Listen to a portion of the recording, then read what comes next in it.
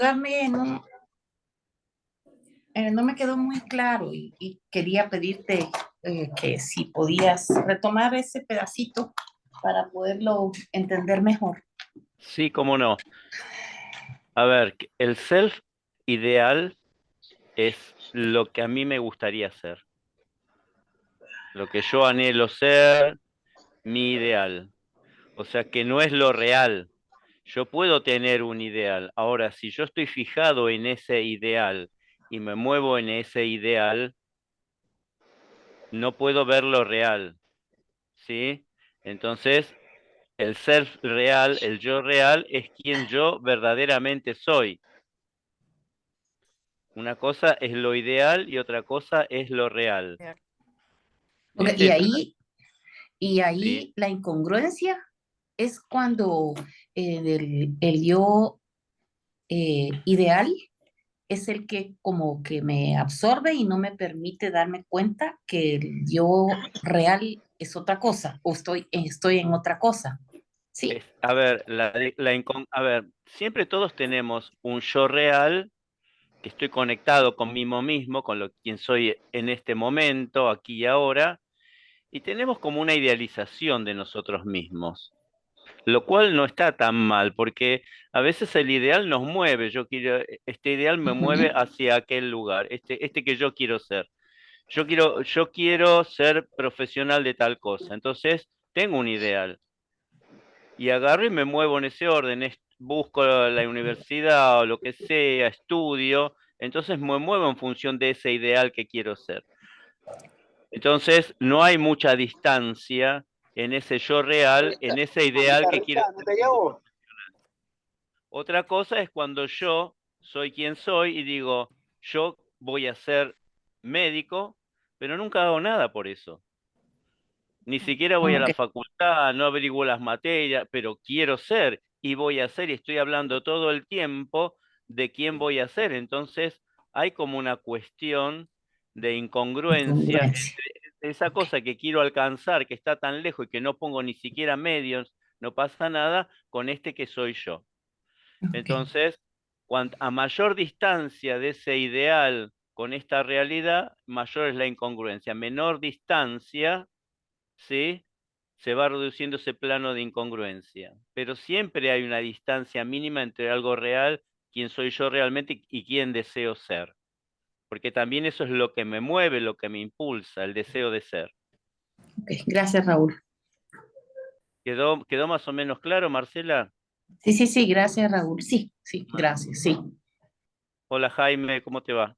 Buenas noches con todos. Acabando el Congreso Internacional de aquí de Estados Unidos. Bueno.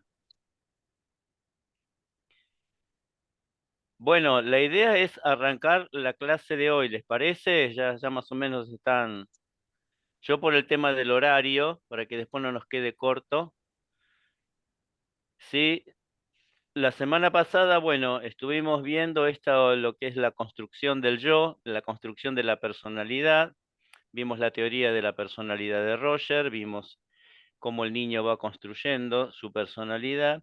Y hoy lo que vamos a tratar de ver, ya que hemos visto este, cómo el niño va construyendo, cómo percibe la realidad, cómo se va proyectando en esa realidad y cómo va desarrollando su persona, cómo Roger ve el proceso de una persona a lo largo de distintas etapas, ¿no? El proceso de lo que él puede decir, el proceso de convertirse en persona, que él llama. Este proceso lo habla como un proceso inacabado, que tiene un comienzo, pero que no tiene un fin. Es estar en proceso, estar en tránsito, estar en camino hacia determinado lugar. Eh, yo quiero compartir pantalla. ¿Puedo compartir? Sí, a ver, Sí, sí. Buenas noches. Buenas noches. Buenas noches. a ver, compartir pantalla.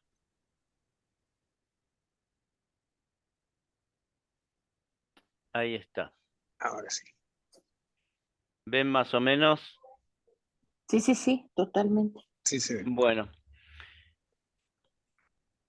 La semana pasada habíamos tomado un poco esta frase de Víctor Frank, que él dice, todo proceso terapéutico es una confrontación con uno mismo, donde más que una lucha ha de haber una reconciliación. Acá está más completa, yo se las di un poco incompleta, no me la acordaba de memoria, pero esto que vamos a ver ahora, este proceso que describe Roger, que vamos a ir tratando de visualizar, él dice esto, todo proceso terapéutico es una confrontación con uno mismo, donde más que una lucha de haber una reconciliación, o sea, donde más que una echarse culpas, echarse cara y por qué esto y por qué el otro, es un proceso de reconciliación con la persona. Creo que eso es algo que es muy importante tenerlo en cuenta. Dice también Roger, cada día estoy más convencido de que el hombre sufre no por lo que le pasa, sino por lo que interpreta. ¿Se acuerdan que estuvimos hablando mucho de la interpretación de la realidad? Cómo cada uno percibe la realidad y de acuerdo a cómo la percibe es cómo se mueve en ella y todo el significado que tiene. Y dice, no se sufre por la acción de la otra persona, sino por lo que sentimos, pensamos e interpretamos de lo que hizo, ¿sí? De lo que hizo el otro. O sea, no sufrimos por Ujú, la acción del otro, sino por nuestra interpretación de la realidad. ujú.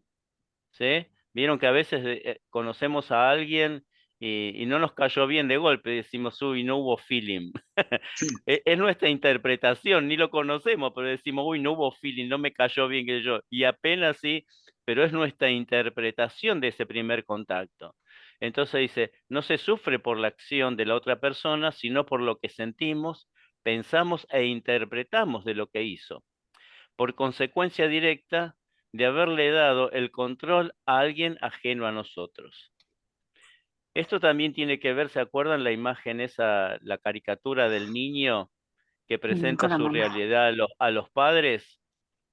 Cuando Ujú, uno tiene una vivencia, tiene una realidad, pero le cede esa realidad al otro, le está dando el control a otro, ajeno a nosotros mismos. Sea quien sea, nuestros padres, nuestros abuelos, nuestros amigos, le estamos dando el control a ellos. Entonces así vemos cómo vamos desarrollando nuestro proceso de crear nuestra realidad. Esto está en un ensayo de Víctor Frank, ¿sí? Que se llama No eres tú, soy yo. No lo anoten porque al final les voy a dar la biografía y la bibliografía y ahí va a estar. Pero esto es de un ensayo de Víctor Frank. Entonces, acá me pareció interesante mostrarles este cuadro, que este cuadro nos mueve un poco en el sentido del significado de la experiencia en la construcción del sujeto.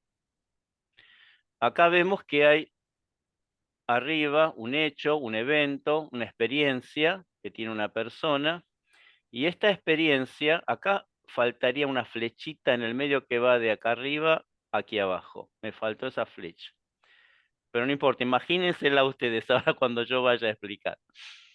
Entonces decimos que hay un hecho, un evento, una experiencia que va, por un lado, la persona va a interpretar, va a dar significado a través de qué? A través de la razón. A través de la razón va a interpretar esto que ha sucedido y le va a asignar un valor positivo o negativo a esa experiencia.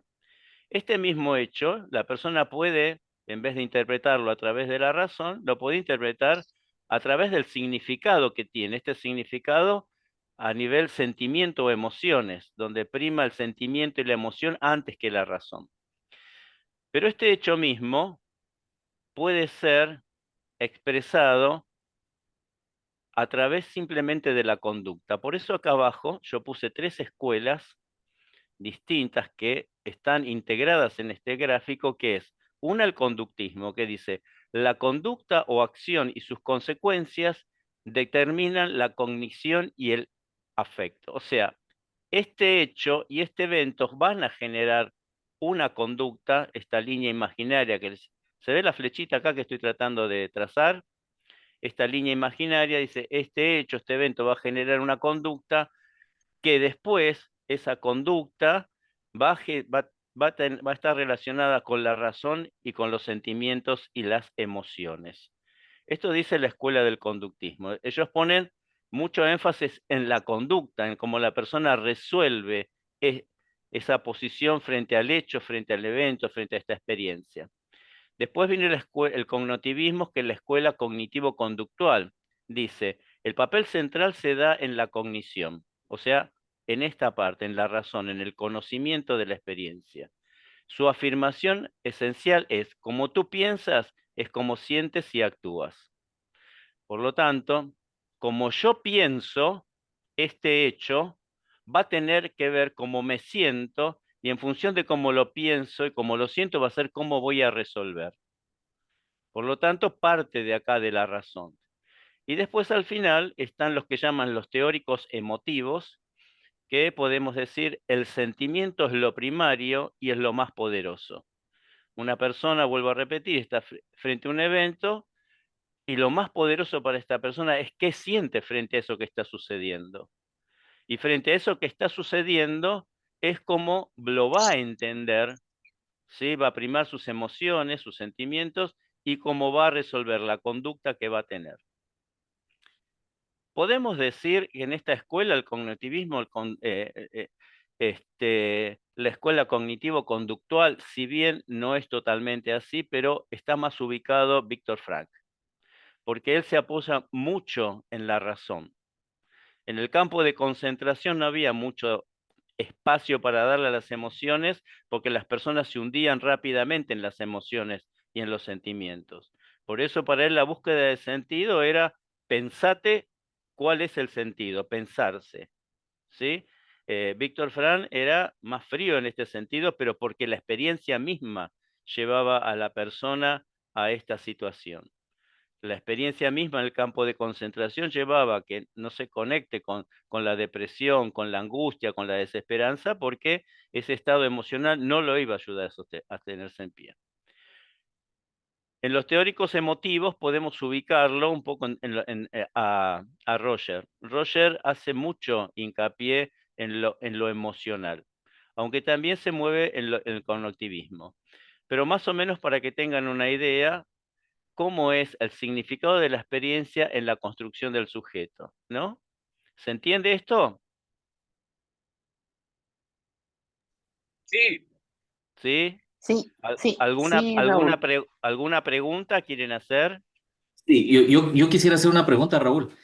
Eh, Mucho de esto, de la experiencia y del evento, eh, depende mucho del estado de ánimo de la persona de la forma que va a interpretar. Muchas veces estoy pensando en experiencias que uno interpreta rápidamente algo en vez de analizar, en vez de sentar, en vez de tranquilizarse.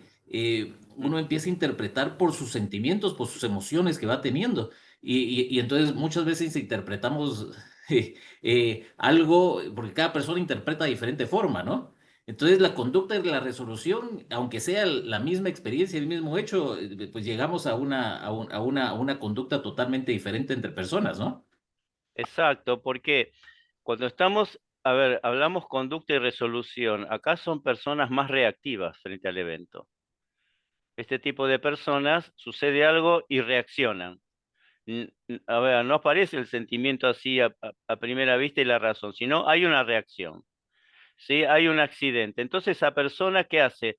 Hubo un accidente, voy a ver qué pasa. No pienso si, a ver, tengo que ver si, cómo vino, si estoy en medio de un tránsito, si lo que ha pasado. Acá los sentimientos quedan como de lado, la persona es más reactiva. En cambio, en el tema de los sentimientos, la persona queda impactada por el accidente, por ejemplo, y queda como por ahí, queda o paralizada o los sentimientos solidarios, el sentimiento, el deseo de ayudar, lo mueve. Hay otro que dice, bueno, no, desde la razón. A ver, hubo un accidente, llamo enseguida a la policía, llamo a esto, llamo al otro, lo mueve la razón, como una cosa más de ordenamiento. Entonces, cada persona se va a mover de acuerdo a la estructura que tiene que ver con su personalidad. ¿Sí? Básicamente es esto. La persona percibe y se mueve dentro de la realidad de acuerdo a la estructura del tipo de personalidad que tiene, que ha construido. En esta segunda diapositiva, tercera, dice, el significado de la experiencia es un componente subjetivo de cada persona o de cada grupo. Es totalmente subjetiva esto que le pasa a la persona. Es lo que cada persona vive o lo que cada grupo vive o interpreta de la realidad. Por eso le asigna un valor racional o emocional a lo que percibe como realidad. ¿Se acuerdan que nosotros la clase anterior hablamos mucho sobre esta construcción que hace el niño? Para el niño, la experiencia es lo que lo constituye, ¿sí? Porque el infante, la palabra infancia que viene del latín, significa incapacidad de hablar. ¿Sabían esto? La palabra infancia, que viene del latín, significa incapacidad de hablar. Tiene la incapacidad de poner en palabras, pero eso que no puede poner en palabras, sí lo pone vivencialmente. Queda grabado vivencialmente en la persona. Por eso dicen que toda huella que queda en la infancia va a constituir realmente la estructura de la personalidad del individuo. ¿Se entiende esto? ¿Vamos bien? Cada experiencia tiene un significante y un significado. ¿Qué quiere decir esto? Por ejemplo, la palabra miedo puede tener un significante estándar, que es lo desconocido, algún ruido, la oscuridad. O sea, para todos es lo mismo. Pero si alguien atravesó un ataque de pánico, la palabra miedo va a adquirir una dimensión distinta, un significado distinto. Entonces, hay una diferencia, muchas veces van a escuchar hablar de la diferencia entre el significante y el significado. El significante es lo que es la cosa en sí. Por ejemplo, yo puedo agarrar un vaso y decir, esto es un vaso, sirve para tomar agua, para tomar vino, para tomar leche, para tomar, es un vaso. Y otro puede decir, sí, pero para mí me significa un florero. Ya estamos saliendo de lo que es en sí el objeto para lo que significa para la persona ese objeto. Por eso, los matices subjetivos de la experiencia personal en cuanto a la percepción de la realidad va a estructurar la personalidad de cada individuo. Esto lo vimos la semana pasada. Y esto va a entrar lo que hablamos del autoconcepto, los vínculos primarios, el contexto social y los sistemas de creencia que tiene que ver con lo cultural, lo religioso, etc. En todo esto, en estos procesos, cuando hay un proceso, cuando hay una experiencia determinada y es una experiencia traumática, nosotros hablamos de la resignificación de la experiencia. Volver a darle significado a esa experiencia traumática para poder soportarla, para poder llevarla adelante. Es un proceso que se da con la narración repetitiva de lo vivido. O sea, es un proceso terapéutico. Esto es lo que sucede, ¿sí?, en un proceso terapéutico o en un proceso de desarrollo personal. Este mecanismo psicológico hace que la repetición vuelva el significado más tolerable a lo acontecido. ¿Sí? Cuando yo tengo una experiencia traumática y puedo ir a hablarlo en terapia o, o con un counselor haciendo desarrollo personal, ¿sí?, o con un coach, y voy hablando y repitiendo esto y viéndolo de distintos lugares, lo que va a ir apareciendo es la posibilidad de que esa experiencia se haga más tolerable y pueda hablar cada vez más de ella y mirarla de distintos ángulos. Para un proceso de maduración adecuado, podemos decir, aparece como necesario no cerrar el significado de las cosas, o sea, no decir, esto es así y nada más. Esta experiencia que tuve significa esto, punto, acá se terminó. Porque si no quedamos como encerrados, enquistados en esa experiencia y no hay posibilidad de ver desde otro lado. ¿Sí? Por eso dice, pues casi siempre es posible resignificarlas, volver a darle otro significado, cambiar la óptica. Al resignificarse una experiencia traumática, vamos integrando todo su significado afectivo, ¿sí? Uniéndolo al significante. O sea, lo que significa, uniéndolo a lo que es realmente el significante, a lo que es realmente la experiencia, saliendo de a poco de la negación y de la distorsión psicológica, la distorsión perceptiva que hablábamos la semana pasada como mecanismo de defensa. ¿Se entiende esto? ¿Alguna pregunta? No quiero avanzar si se quedan con dudas. Bien. Por ejemplo, las emociones en sí no son ni positivas ni negativas, depende del significado que se les adjudique. Por ejemplo, los eventos tampoco tienen un significado emocional. En nuestra interpretación de ellos, lo que distorsiona la realidad. Por ejemplo, la lluvia, ¿no? La lluvia no tiene un significado emocional.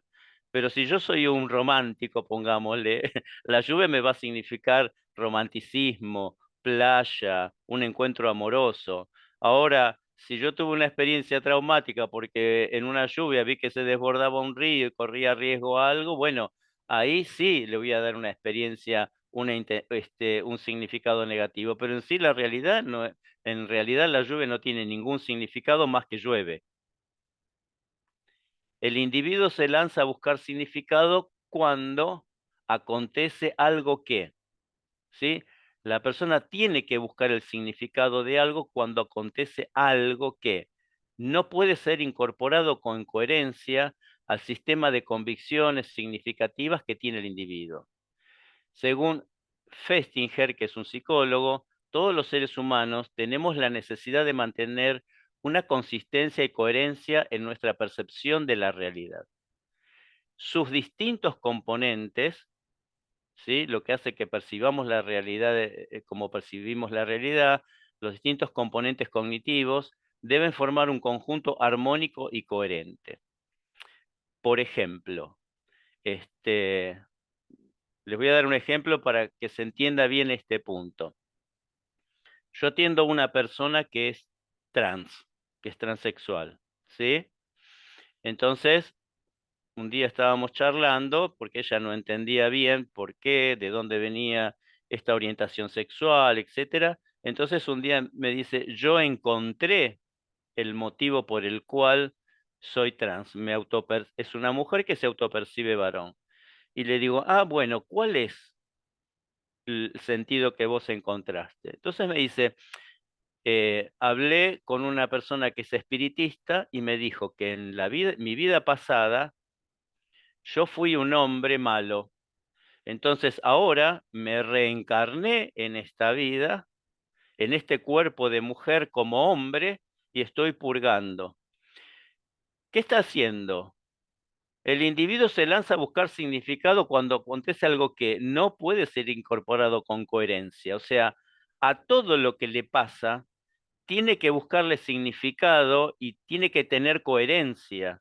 Si no, se angustiaría muchísimo y caería en una profunda depresión. Entonces esta persona que dice, encontró en el espiritismo una respuesta. Entonces así se acomodó. ¿Se entiende el ejemplo? ¿Qué pasó? Seguimos con el proceso. Yo, por supuesto, no la contradije porque yo no puedo contradecir lo que la persona tiene construido como realidad. Lo que tengo que acompañar es que la persona pueda pensarse en esa realidad y si hay alguna búsqueda, algo contradictorio, es ella quien tiene que ponerse a confrontar eso. Entonces, un día Per- me dice, sí, alguien me Perdón, dijo, Raúl, Anabela quiere hacer una pregunta, Raúl, antes que ah, continúes. No, Disculpa. perfecto, es que iba a preguntar precisamente eso, que cuál era tu posición en ese momento como logoterapeuta, pero ya me la contestaste, que no la claro, podías. Ujú. sí, a ver, Gracias. ¿qué pasa? Hay algo muy importante. ¿Vieron que la semana pasada hablamos de las máscaras? Bueno, cuando nosotros estamos frente a un consultante o un paciente, nosotros estamos hablando con la máscara, no estamos hablando con la persona que está detrás de la máscara. Porque el proceso de desenmascaramiento no lo podemos hacer nosotros, lo tiene que hacer la persona. Entonces yo tengo que seguir dialogando con esa realidad que me trae la persona. Sí, tengo que ayudarle a reflexionar, tengo que decirle por qué pensás esto, de dónde viene tu criterio, esto es lo que te conforma, ¿sí? Y tengo que aprender a guardar algunas cosas porque en algún momento algo puede surgir. Entonces, les iba a contar un día, me dice, bueno, estuve hablando con las personas que hacemos espiritismo y bueno, estuvimos charlando y hablamos de que el espíritu no tiene sexo. Ah, qué interesante, pensé yo. Entonces me dice, claro, porque el espíritu no tiene sexo. Le digo, ¿cómo es eso? No, los espíritus son asexuados, me dice. Le digo, entonces, ¿cómo es que vos me dijiste la vez pasada que vos estabas pagando en este cuerpo de mujer la reencarnación de un cuerpo de hombre y este cuerpo de hombre de espíritu se encarna en vos cuando el espíritu no tiene sexo? Si el espíritu no tiene sexo, como vos me decís, cuando entra en el cuerpo de una mujer, no tendría que haber conflicto. O cuando entra en el cuerpo de un hombre, un espíritu asexuado no puede tener conflicto cuando entra en un cuerpo sexuado. Adquiere el sexo de ese cuerpo porque no tiene sexo. La persona se quedó pensando un rato y después de un rato me dice, es lo único que pude hacer. O sea, en esto, el individuo busca un significado cuando acontece inclusive algo que no lo puede integrar, pero tiene que darle significado para poder seguir avanzando. Si no, le es muy angustiante, puede caer en una situación de amenaza muy profunda, ¿sí? A ver, no llegar a la desintegración del yo, pero sí ese yo va a temblar bastante. ¿Se entiende los ejemplos que le voy dando? Bueno, cuando el nuevo acontecimiento amenaza con introducir un factor de inseguridad o de descontrol también al medio ambiente. Esto no solamente a la persona, sino al medio ambiente, donde uno se mueve en el grupo social, en el grupo familiar. Esto se repite. Dice 3, cuando la amenaza, ¿sí?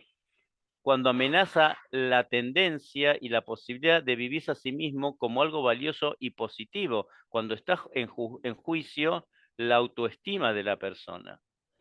Por ejemplo, yo voy, rindo un examen y el profesor me bocha, ¿sí? Entonces, digo, la verdad, que qué mal que estuvo el profesor. Yo sabía, él es el que tiene la culpa. Vuelvo a rendir el examen, me vuelve a bochar. Y no, el profesor no me quiere, no me valora. Entonces, cuando veo amenazada mi autoestima, también tengo que interpretar la realidad para que esto no se vea amenazado.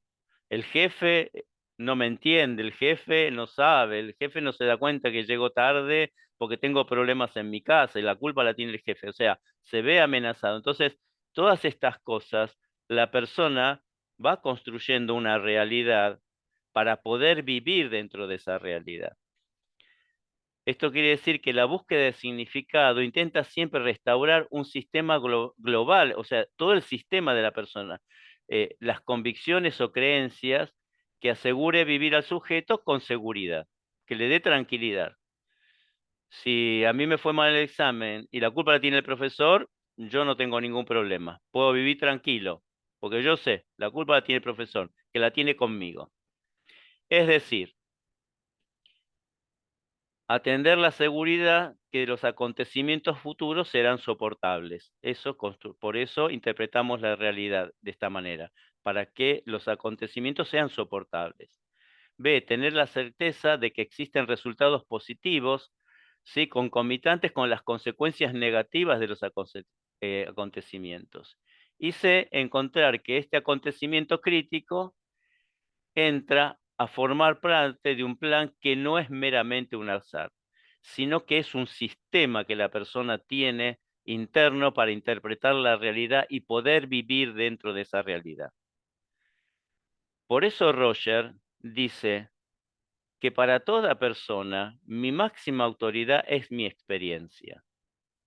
Por eso las personas cuando viven algo y tienen la experiencia de ese algo. Sienten que eso les da autoridad por lo vivido. Después, si están dentro de una realidad soportable o no, es otra cosa. Pero por eso para muchos la máxima autoridad es la experiencia. Roger también lo dice en su experiencia como profesional, como en sus métodos de investigación y desarrollo. Hasta acá, ¿alguna pregunta? ¿Es claro esto, Luis Fernando? Gracias.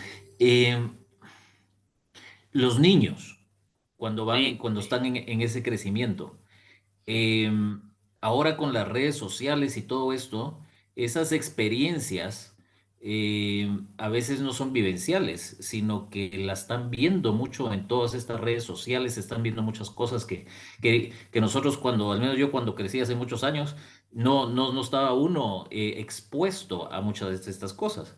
Em, Son esa clase de experiencias en las cuales ellos, yo no creo que sea una madurez antes, o sea, estoy viendo en el momento que ellos toman la razón sí. y se vuelven con esa autoestima de venir y decir, bueno, yo me siento confortable con esto y eh, no tengo dudas de lo que está pasando y me siento bien con esto. Yo siento que crecen antes y eso puede complicar mucho ese crecimiento, ¿no? A ver, ¿qué quieres decir con esto que crecen antes? Como que al ver, al escuchar, al leer, las cosas que uno no miraba antes, que no teníamos por las redes sociales. Entonces ellos empiezan a interpretar y decir, bueno, esto es como funciona la vida. Y no es como una experiencia vivencial entre ellos, ¿no? A ver, vamos a separar una cosa, lo que es el puber, el adolescente, a lo que es el niño. Nosotros hicimos la diferencia esta la vez pasada. ¿Sí? El niño tiene lo que se llama el pensamiento operacional concreto, que piensa sobre el objeto presente. El niño piensa en lo concreto, le muestra, la mamá le dice, si te portás mal no te voy a querer más.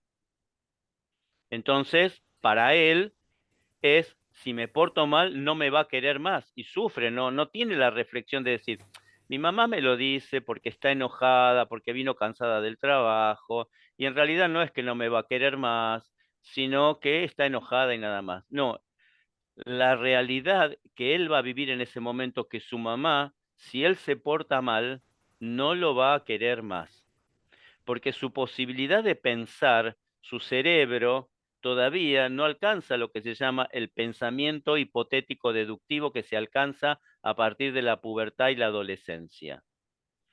Entonces, con esta forma de pensar, más todo lo vivencial que tiene el niño, es como ve la realidad, ¿sí? Y a partir de cómo la percibe, esa es su realidad. La realidad es esta. Ahora, el adolescente es distinto. El adolescente ya ha desarrollado su cerebro, tiene este que se llama pensamiento hipotético deductivo, donde puede generar hipótesis, puede confrontar. Vieron que con el adolescente, con el adulto confronta mucho más y le dice, no, pienso esto, por esto, por esto y por esto. Es más, fundamenta más las cosas porque puede crear hipótesis.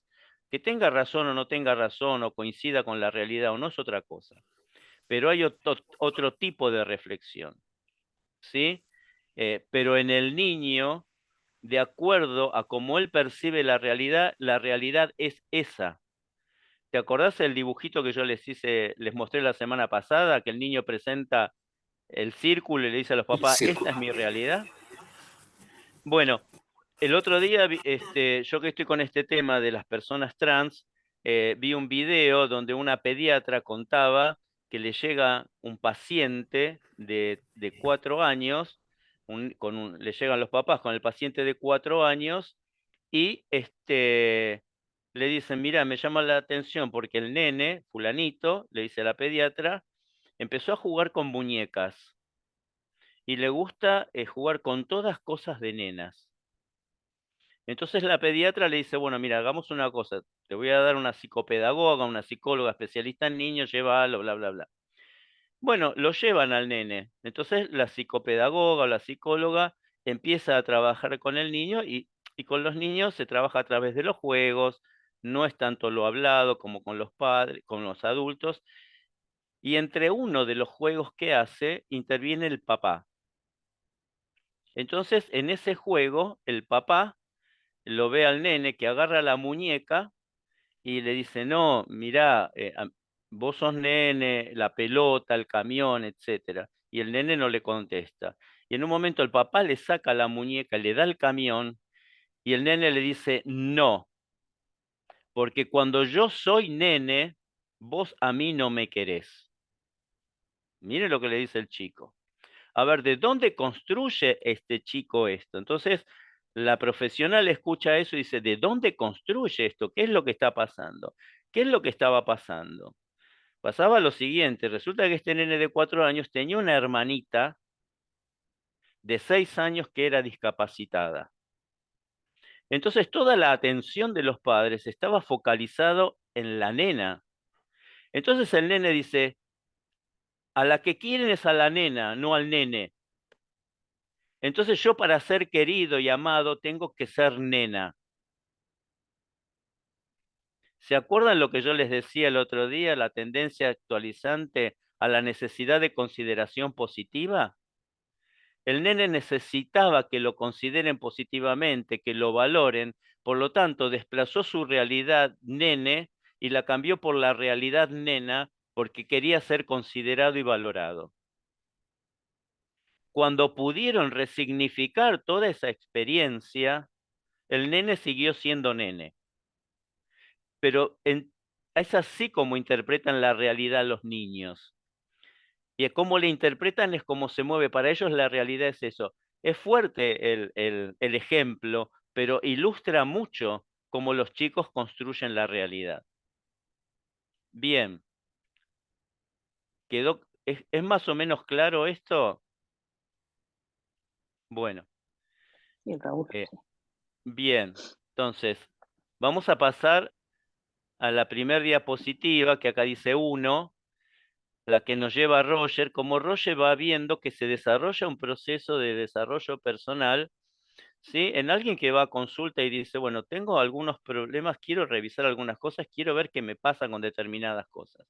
Entonces Roger dice que uno de los primeros pasos que da la persona es que, ¿se acuerdan que decíamos que la persona utiliza máscaras para protegerse de la realidad, para moverse con los otros? Bueno, dice que a partir del proceso, ¿no?, que desarrolla con el profesional, si este profesional lo acepta y tiene aceptación positiva incondicional, todo lo que vieron con la profesora anteriormente, aceptación positiva incondicional, si es empático, si lo recibe, si lo escucha, si este profesional le significa a este consultante alguien que no le es amenazante, entonces puede empezar, dice Roger, puede empezar a ser el mismo. Y para empezar a ser él, comienzan a dejar de utilizar las máscaras. Entonces dice, al principio observo que el cliente con dudas y temores acusa una tendencia a alejarse de un sí mismo que él no es. Porque acordémonos que la persona tiene un sí mismo, que es el deseo de ser, pero que ha construido otro sí mismo. ¿Se acordaban la lucha del deseo versus el deseo? Bueno, entonces, en otras palabras, aun cuando ignore hacia dónde quiere dirigirse, procura alejarse de algo. Por supuesto, al hacer esto, comienza a definir lo que es, aunque en términos negativos. O sea, ¿qué quiere decir? En términos negativos dice, yo no sé lo que quiero ser, pero sí sé que esto ya no quiero ser más. Dice, en un comienzo el cliente puede expresarse esto simplemente como el miedo a manifestar que es. Dice, para llevarle un ejemplo, un joven de 18 años dice en una de sus primeras entrevistas, sé que no soy tan violento y temo que me descubran. Por eso hago estas cosas. Algún día van a descubrir que no soy tan violento, simplemente estoy tratando de postergar ese día todo lo que puedo. Si usted me conoce como yo me conozco, pausa. No le voy a decir qué clase de persona pienso que soy en realidad. Hay una sola cosa en la que no voy a cooperar. Es en eso. No veo de qué le serviría saber lo que yo pienso de mí mismo para formarse su propia opinión sobre mí.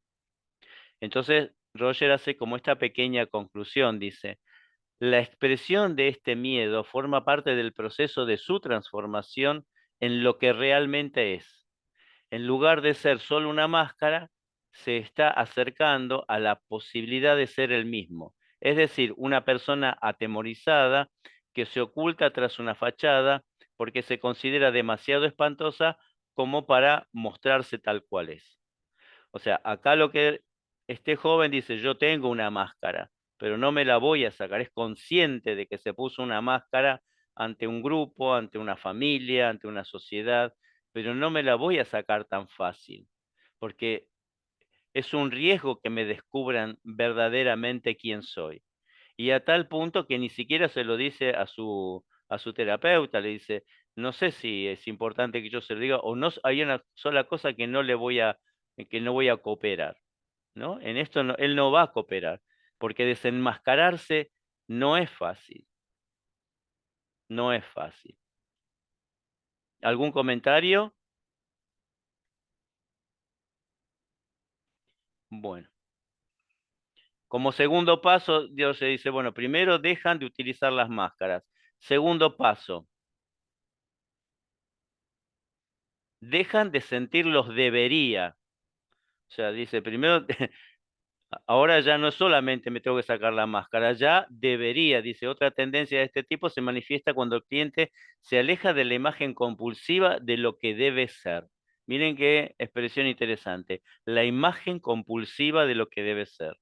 Algunos individuos han interiorizado hasta el punto el concepto inculcado por sus padres, según el cual debería ser bueno o debo ser bueno, que solo por medio de una intensa lucha interior puede abandonar esa meta. ¿Sí? Volvemos al dibujito primero. El niño presenta la realidad, el padre le dice, los círculos no, los cuadrados sí. Deberías mirar la realidad como un cuadrado y no como un círculo. Entonces, acá empieza en este segundo paso como a dejar los debería. Dice, una joven al decir su relación insatisfactoria con su padre, comienza diciendo, cuánto le importaba lograr el amor de este. Miren, ¿eh? La necesidad de lograr el amor del padre, acepta los debería y la realidad del padre. Pienso que en todo este sentimiento acerca de mi padre realmente yo quería lograr una buena relación con él. Quería que él se preocupara por mí y sin embargo no podía conseguirlo. Siempre sentía que debía satisfacer todas sus expectativas, exigencias y expectativas. Y esto era demasiado. Si cumplía una de ellas, aparecía otra y otra y otra y nunca llegaba a satisfacerlas todas. Es como una exigencia sin fin. La cliente siente que ha sido como su madre, sumisa y complaciente y ha tratado de satisfacer todas las exigencias de su padre. Y realmente, dice, y realmente no quería ser ese tipo de persona. Pienso que no es bueno ser así, pero creo que sentía que ser así, lo que uno desea, que los demás piensen en uno y lo amen. ¿Y quién querría amar a una persona así tan débil? Fíjense, estos debería, ¿sí? Esta necesidad de complacer al padre era por la necesidad de ser amada la persona, como algo bien primario en la persona. Entonces acá el consultor le responde, ¿quién amaría un felpudo? ¿No? Porque parece que la imagen que le devuelve al consultor le dice, bueno, sos alguien que te has dejado pisotear. Y la respuesta fue, al menos a mí no me gustaría ser amada por el tipo de persona capaz de querer un felpudo. Bueno, acá hay toda una reflexión, hay toda una toma de conciencia de lo que la persona ha hecho por el deseo de ser amada por su padre. Y aparte no solo lo hizo, sino que tenía un modelo, que era la mamá. O sea, las personas pertenecemos a un sistema, ¿sí? Bueno, dice, deja de sentir los debería. Tercer paso, dejan de satisfacer expectativas impuestas. Otros clientes se alejan de las pautas de conductas de la cultura, la sociedad, las instituciones, que las instituciones se exponen. Existen intensas presiones que impulsan al individuo a adquirir las características que se espera hallar del hombre coherente. Muchas veces pertenecer a una institución, pertenecer a un grupo, pertenecer a un lugar, sí, podemos pertenecer si cumplimos las expectativas impuestas por el otro. Pertenecer, hay un eslogan que dice, pertenecer tiene sus privilegios. No sé si lo escucharon alguna vez. Una tarjeta de crédito acá en la Argentina dice, pertenecer tiene sus privilegios, pero también pertenecer tiene sus consecuencias en este sentido, ¿no? Satisfacer las expectativas de los demás. Dice, uno de mis clientes dijo con gran vehemencia, durante mucho tiempo traté de vivir de acuerdo con cosas que tienen significado para otra gente y que para mí en realidad no tenían ningún sentido. En algún nivel yo sentía mucho más que eso. Tal como ocurre con los demás, también él tiende a alejarse de lo que se espera que haga. Bueno, esto es como él va viendo que se va desarrollando este proceso. ¿Algún comentario?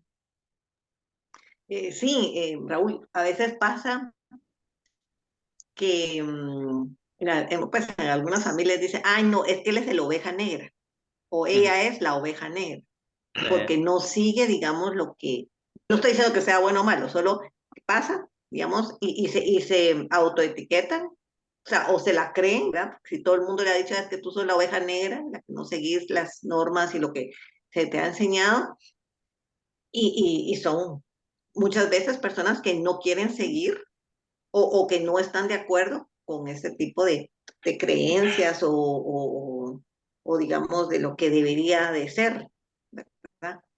claro. Sí, a ver, la oveja negra es la oveja que no sigue al rebaño. Esto es así.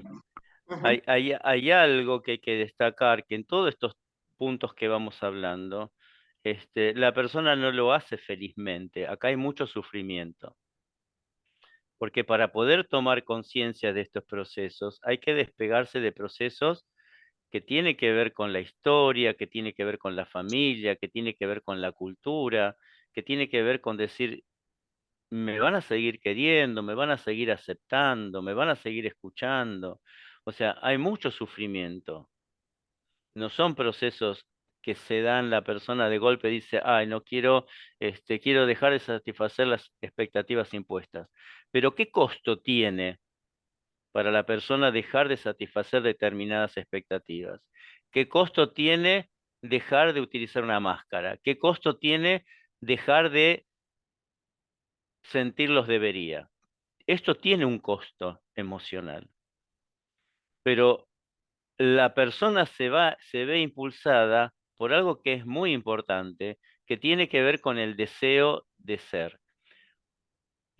Oscar, Ujú. Y pasa exactamente lo mismo cuando te etiquetan como el bueno. Llegas a ser esclavo de ser el correcto. Y uno siempre tiene ganancias secundarias de esto. Ah, bueno, a mí no me van a regañar, a mí no me supervisan tanto las tareas, si fuera el caso de un joven. sí, Porque como yo soy el bueno, ellos suponen que voy a actuar bien y también eso pesa mucho, ¿no? claro. A ver, acá hay dos cosas. Una cosa, por ejemplo, es ponerle a alguien la etiqueta esta de el bueno. Pero también hay algo que es real. Si la persona dice, esta etiqueta que me pusieron me sirve para que me quieran, para que me valoren, para que me escuchen, para ser alguien importante dentro de este grupo, bienvenida sea la etiqueta y voy a asumir ese rol.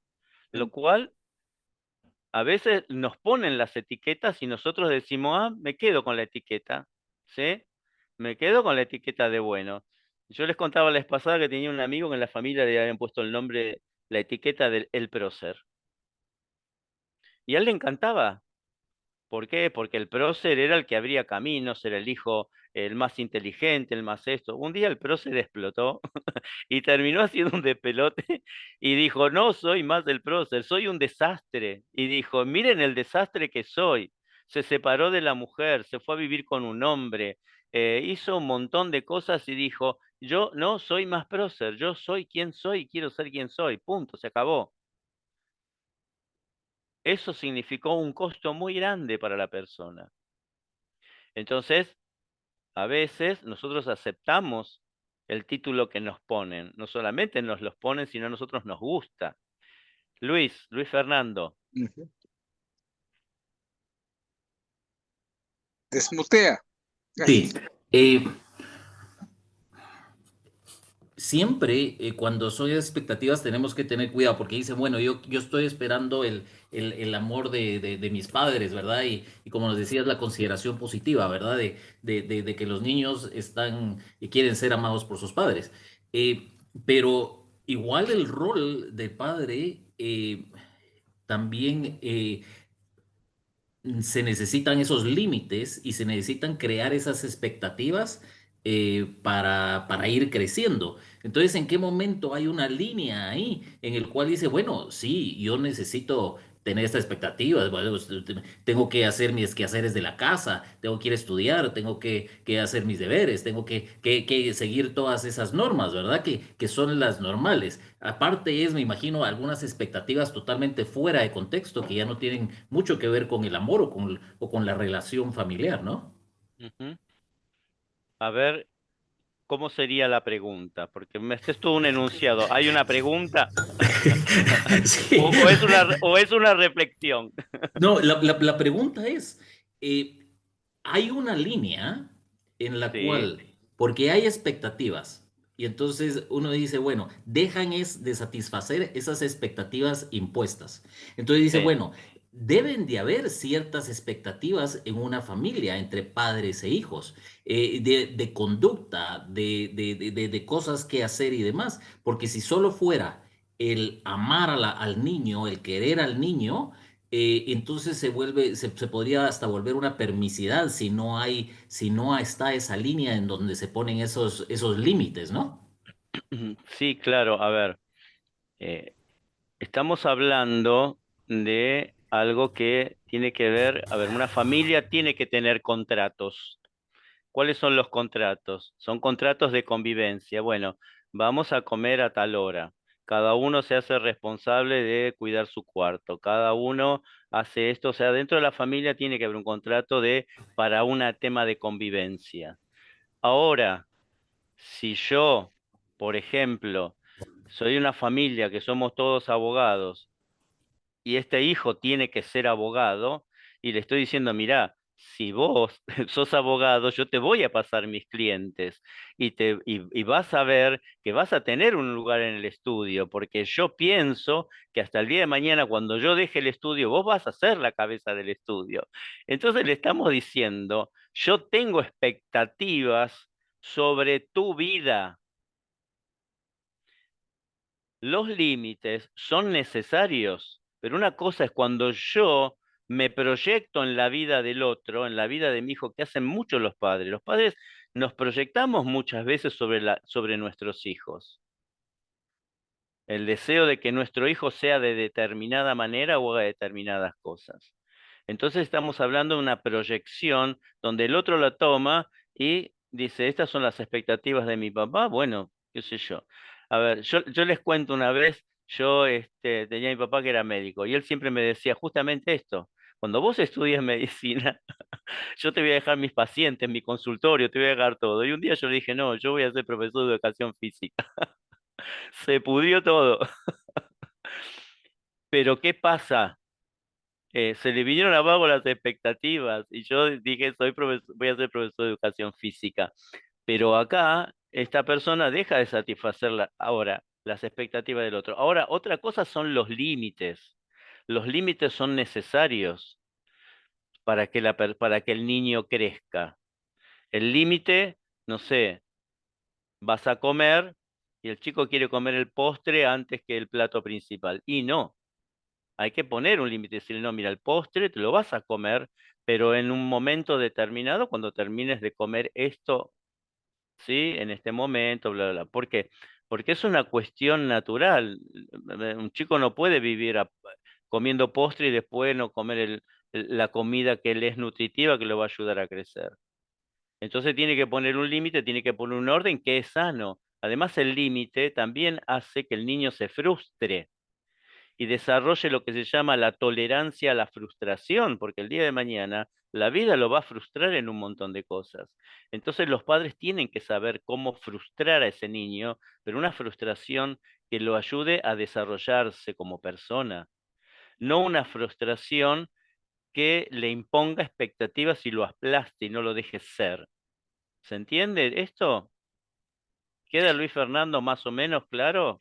Sí, no, claro que sí. O sea, sí hay, a veces esas expectativas son expectativas realmente erróneas que a veces uno pone y a veces las interpreta también el joven de la forma incorrecta, ¿no? Exacto, eso también es real. Por ejemplo, el caso que yo les daba del nene ese de 4 años que decía yo soy nena. O sea, ahí hay acá no hay un problema de los papás. Si bien los papás le prestaban más atención a la hermanita por una cuestión particular, que era discapacitada, era cuadripléjica, acá los papás no estaban influyendo sobre la construcción de la realidad sexual de la persona, de ese niño. No estaban influyendo sobre la sexualidad. Fíjense qué cosa tan importante. Sino que el niño interpretó las cosas de tal manera que afectó su sexualidad, su manera de verse él en su identidad. ¿Se entiende? Muchas veces los padres no hacen cosas para que los chicos hagan determinadas cosas, sino que los chicos también se equivocan interpretando, porque interpretan la realidad. A veces los padres hacen las cosas correctas y los chicos no interpretan adecuadamente. Por eso hay que estar atentos y ayudar y preguntar y repreguntar, repreguntar para resignificar la idea, para ver qué le pasa, etcétera. Es muy importante el estado de comunicación permanente con el niño para preguntar, para escuchar, para recibir, para decir, a ver, ¿qué está entendiendo? ¿Qué está percibiendo? ¿Qué querés preguntar? Y que el niño se sienta con libertad de preguntar, con libertad de hablar, ¿sí? Eh, Hablando, por ejemplo, yo una de las cosas que utilizaba mucho cuando tenía mis hijos en la escuela primaria, sobre todo, y había algún problemita, les decía, bueno, vamos a charlar, ¿sí? Vamos a ir al bar y vamos a tomar un café y vamos a charlar a ver qué es lo que está pasando. Entonces, yo me pedía un café, ellos se pedían un café con leche y teníamos una charla de hombre a hombre, ponele.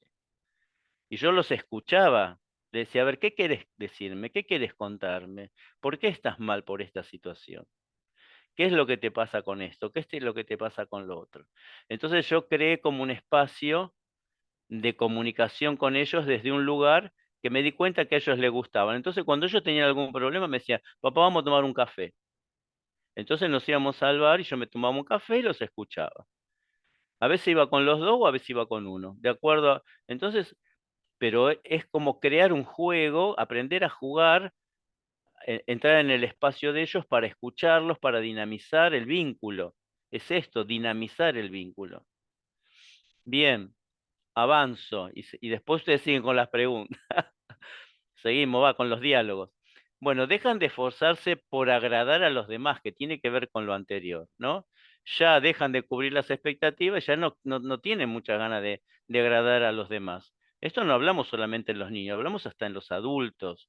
Dice, observo que muchos individuos se han formado tratando de agradar a los demás, y cuando se sienten libres abandonan esa actitud.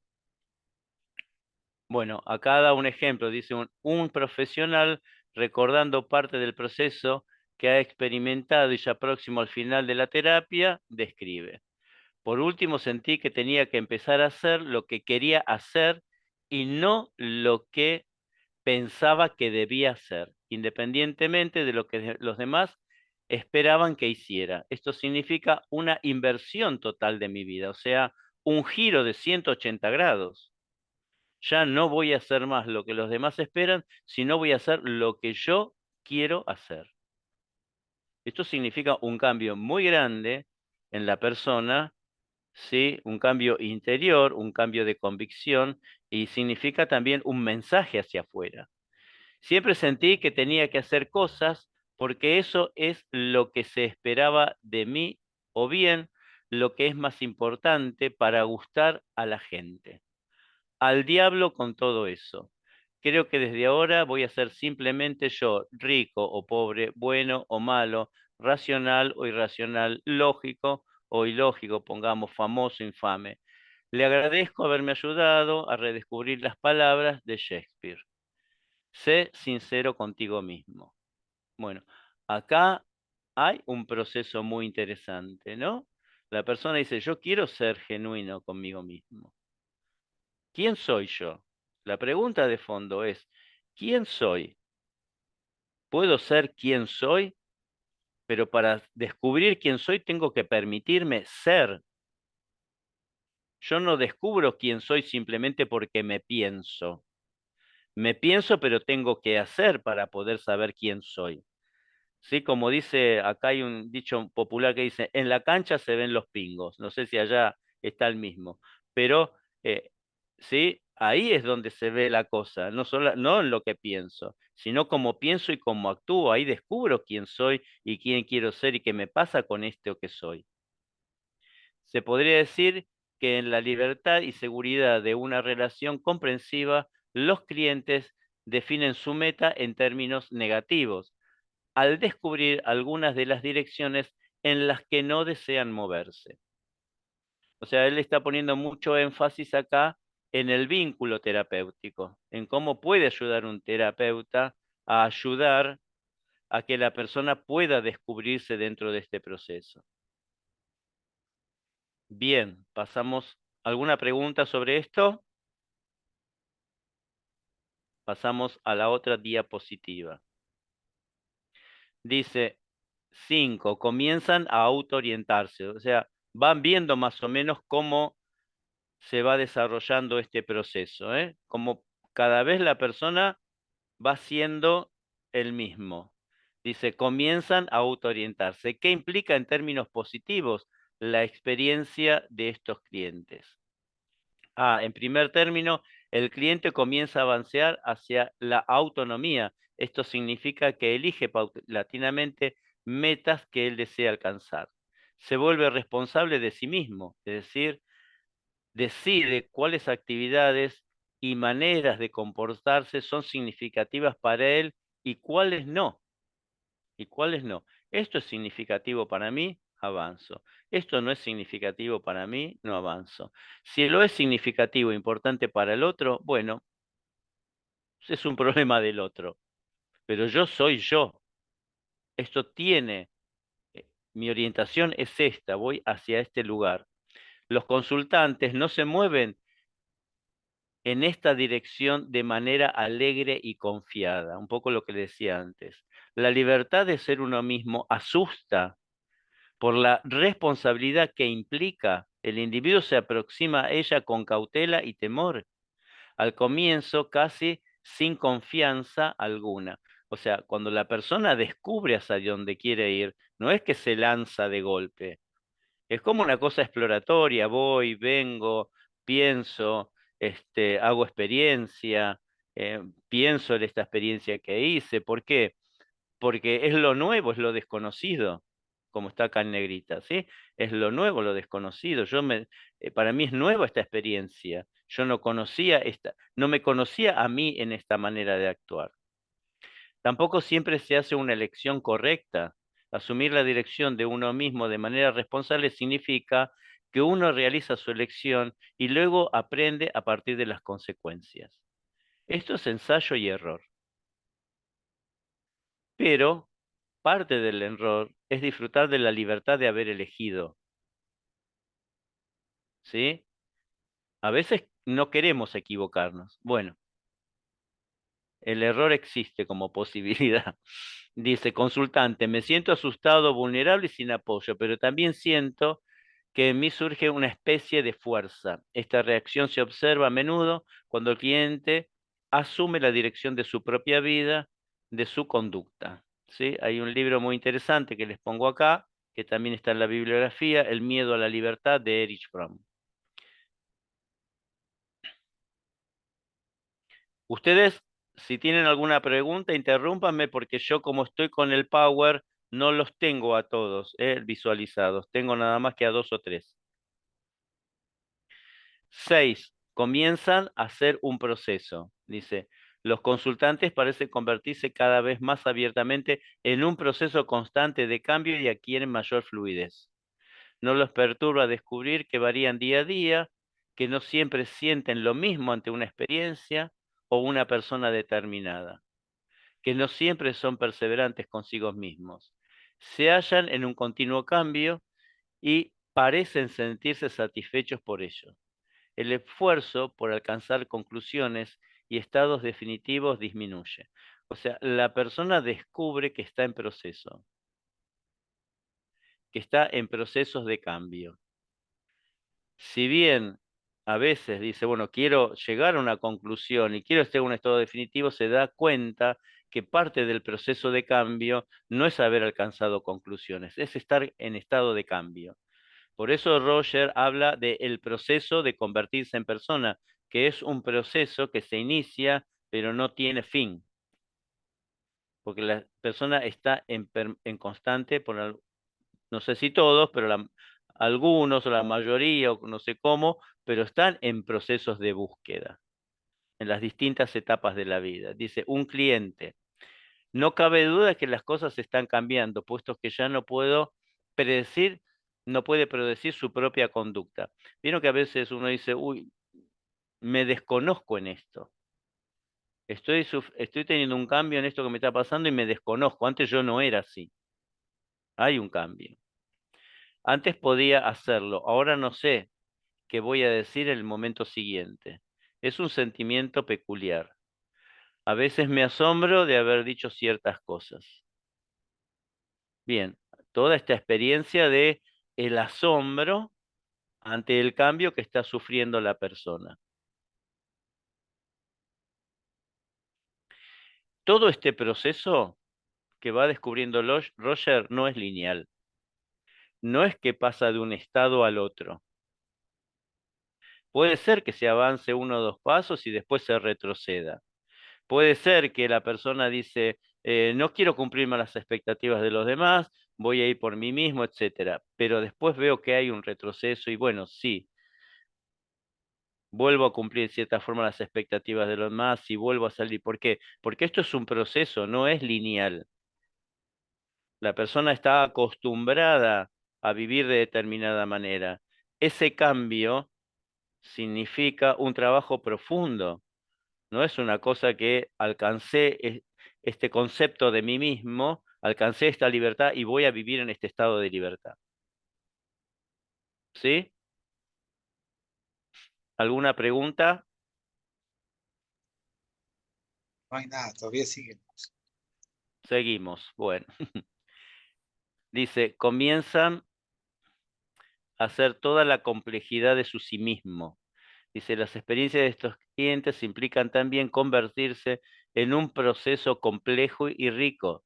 Tal vez sea útil incluir un ejemplo. Uno de nuestros asesores, que ha recibido gran ayuda en su propia psicoterapia, conversó conmigo acerca de su relación con un cliente muy difícil y alterado.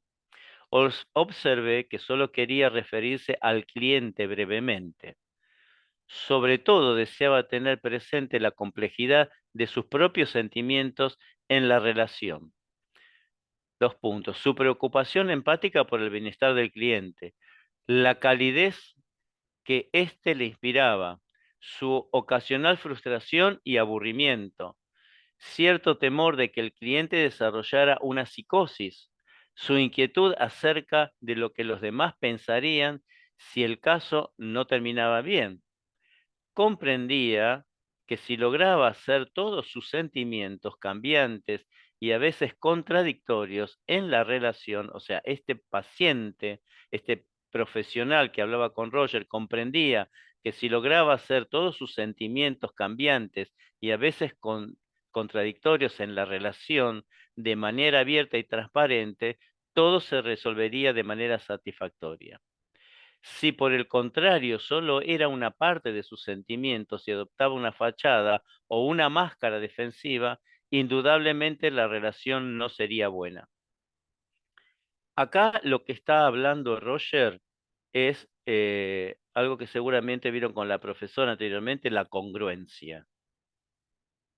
¿Sí?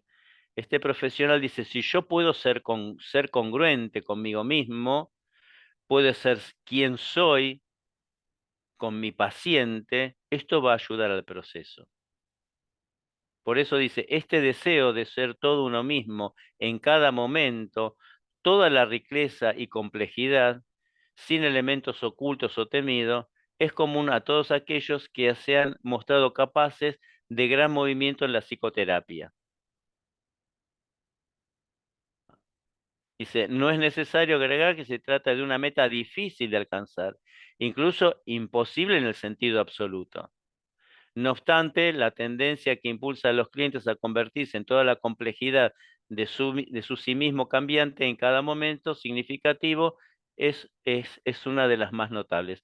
O sea, que la persona pueda reconocer todo lo que se pasa, los sentimientos, las emociones que tiene, lo que le genera el otro, el deseo que tiene hacia el otro, es la complejidad del sí mismo de cada uno de nosotros, es la complejidad de nuestras vivencias. Bien. 8. Comienzan a abrirse a la experiencia. Dice, ser la persona que uno realmente es implica también otras características. Una de ellas que quizás haya sido señalada de manera implícita es que el individuo comienza a vivir una relación franca, amistosa e íntima con su propia experiencia.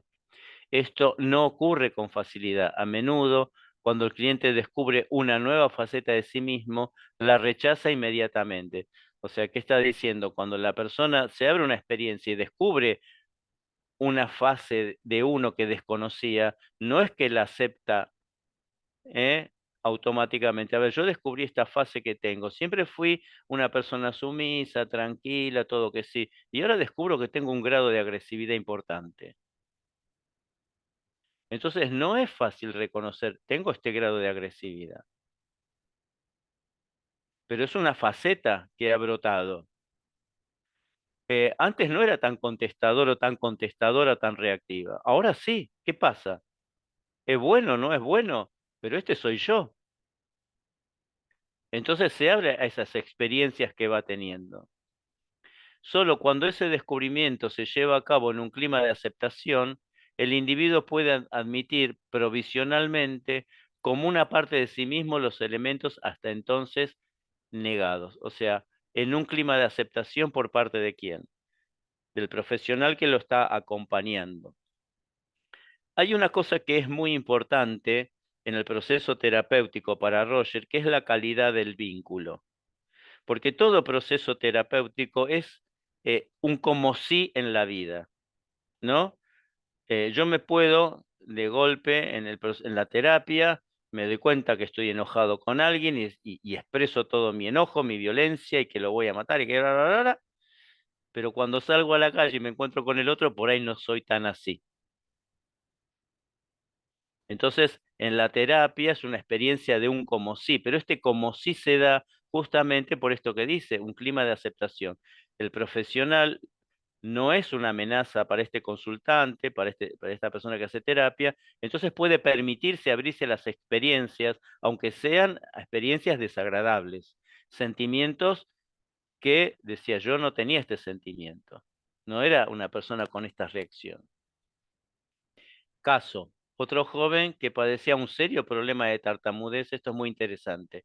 Se permite el acceso a algunos de sus sentimientos ocultos cuando ya está por concluir la terapia. O sea, el día, ¿no? El encuentro de ese día. Dice, Fue una pelea espantosa, nunca me había dado cuenta. Me imagino que debía de ser demasiado doloroso llegar a esta altura. Todo esto el consultante, el paciente está hablando de sí mismo. Es decir, solo ahora estoy empezando a sentirlo. Oh, el dolor espantoso. Fue terrible hablar. Es decir, primero quería hablar y después ya no quería hacerlo. Estoy sintiendo, creo que sé, es una tensión terrible, estrés. Esa es la palabra, tanto estrés que he estado sintiendo. Estoy empezando a sentirlo, ahora después de tantos años. Es terrible. Ahora apenas puedo respirar. Siento un ahogo por dentro, algo que me aprieta, algo que me aprieta adentro. Me siento aplastado y comienzo a llorar. Nunca me había dado cuenta de esto, nunca lo supe. O sea, se conecta este paciente, este consultante, con una experiencia muy fuerte. La experiencia, la vivencia estaba, lo que no había, no había brotado, no había salido, no se había conectado con todos esos sentimientos. Bien. 9. Comienzan a aceptar a los demás. Dice, esta apertura, la experiencia interna y externa se relaciona estrechamente con una análoga actitud de aceptación hacia las demás personas. A medida que el cliente adquiere la capacidad de aceptar su propia experiencia, también se halla en condiciones de aceptar la experiencia de otros.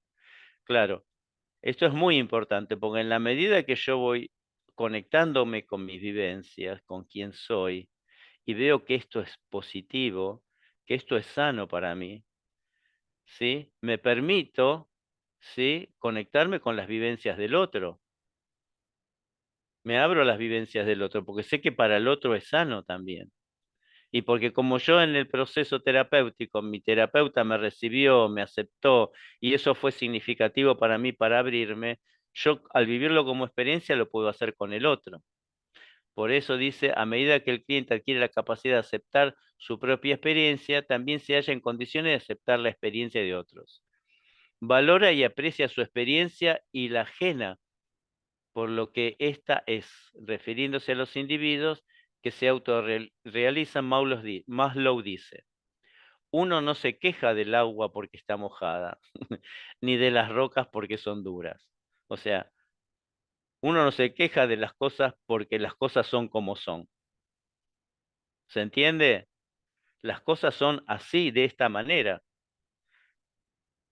La persona que se autorrealiza encara la naturaleza humana en sí mismo y en los demás de la misma manera que el niño mira al mundo con ojos abiertos, con ojos muy abiertos, inocentes y sin críticas, simplemente apreciando y observando lo que corresponde, sin discutir las cosas ni pretender que sean diferentes. Observo que los clientes desarrollan en la terapia esta actitud de aceptación de lo que existe. O sea, como yo fui aceptado, me aceptaron positivamente, yo tuve aceptación positiva incondicional y vi que esto me abrió, me hizo crecer, yo puedo aceptar al otro, tener sobre el otro aceptación positiva incondicional también.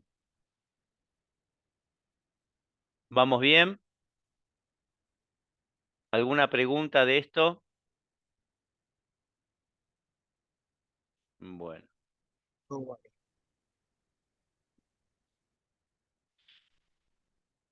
Dice, punto 10, comienzan a confiar en sí mismo. Otra manera de describir esta tendencia que observo en cada cliente sería decir que valoriza el proceso que él es y confía en sí mismo cada vez más. Observando a mis clientes he llegado a comprender mejor a las personas creativas.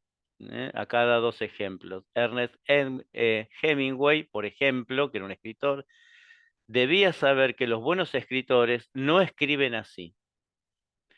Por fortuna decidió ser Hemingway, ser el mismo, en lugar de adecuarse al modelo externo del buen escritor.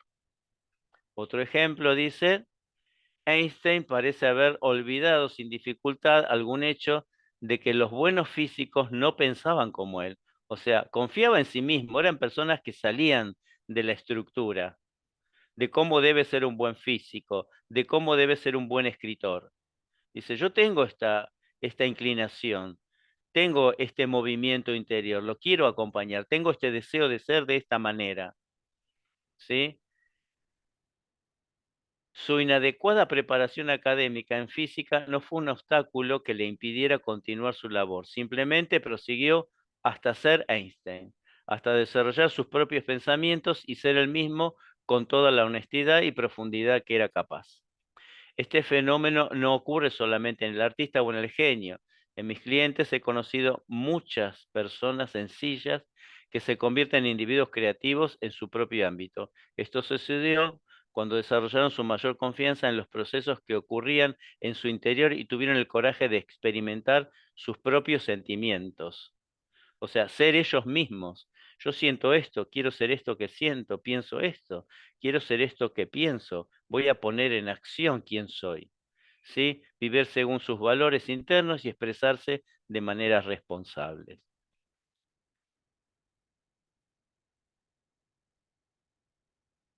11. Dice, la orientación general. Acá él trata de hacer una síntesis. Veamos si puede enunciar de modo más conciso este proceso que observo en los clientes, cuyos elementos he tratado de describir. Al parecer, el individuo logra poco a poco ser el proceso que es realmente en su interior y de manera consciente y aceptándola. ¿Pudieron ir viendo este proceso a lo largo de esta descripción que va haciendo Roger? Deja de ser lo que no es decir, se despoja de sus máscaras. Ya no intenta ser más lo que es con los consiguientes sentimientos de inseguridad o defensa exagerada que ello supone. Tampoco trata de ser menos, puesto que esto acarrea sentimientos de culpa o autodesprecio. Presta atención a lo que ocurre en los niveles más profundos de su ser fisiológico y emocional y descubre cada vez más su deseo, cada vez es mayor su deseo de ser él mismo y efectivamente es, y de realizarlo con mayor exactitud y profundidad.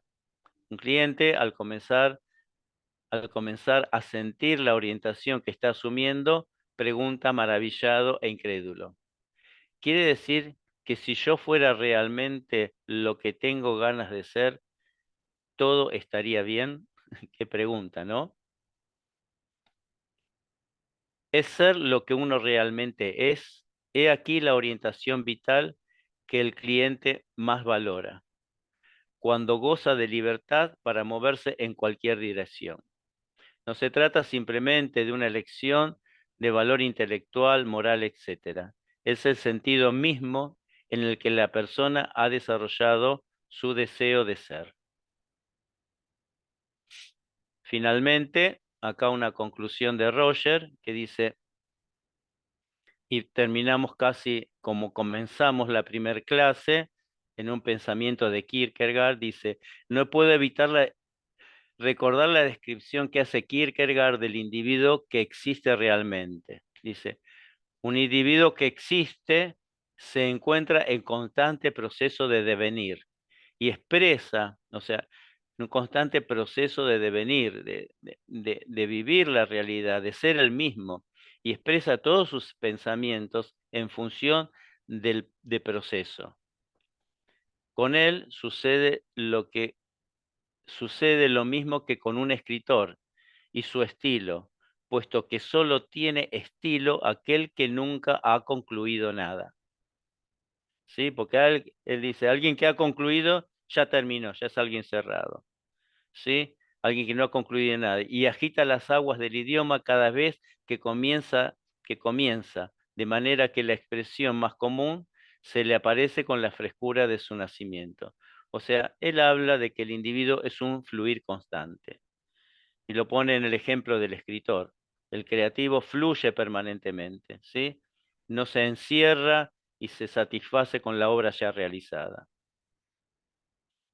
Bueno, ¿Qué le sugiere todo esto?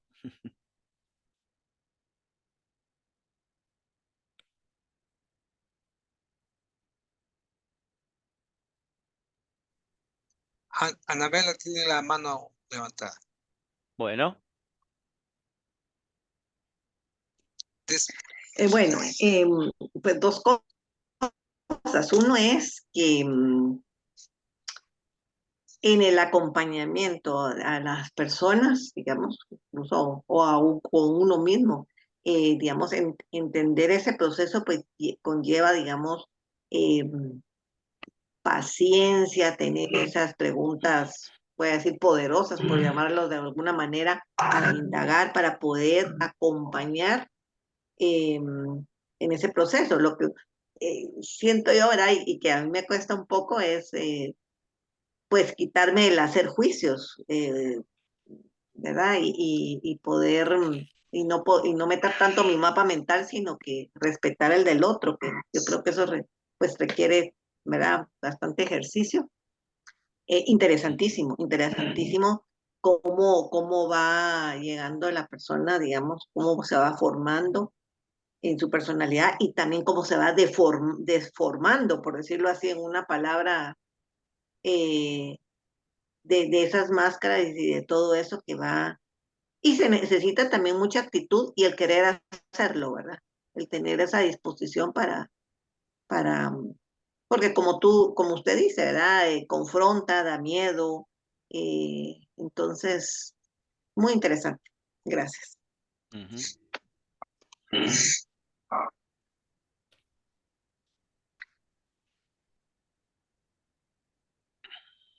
bien.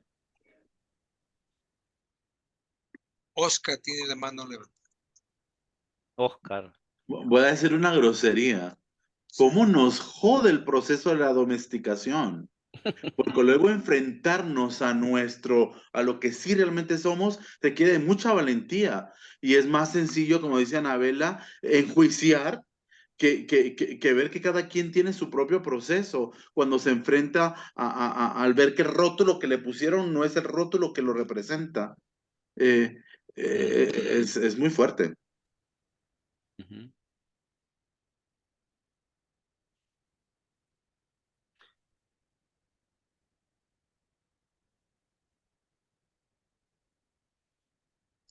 ¿Más?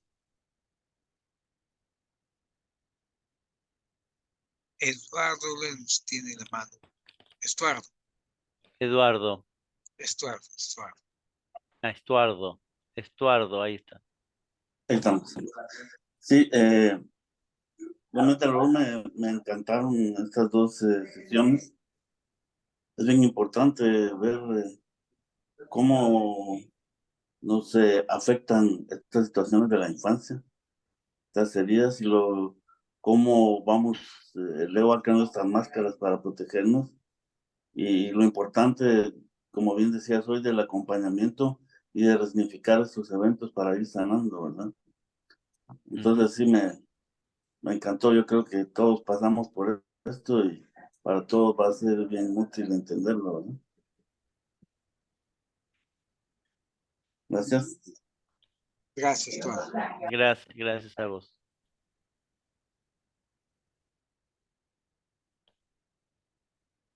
¿Qué piensa Ruth?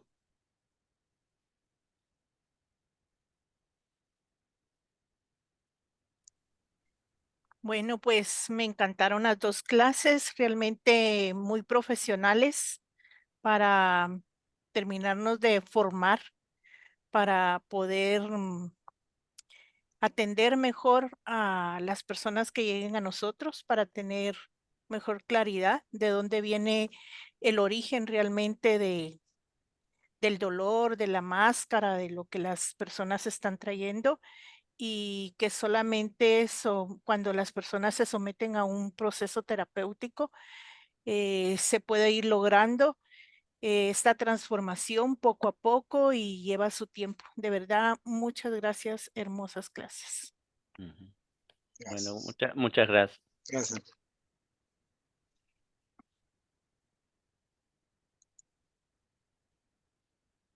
¿Más que compartir?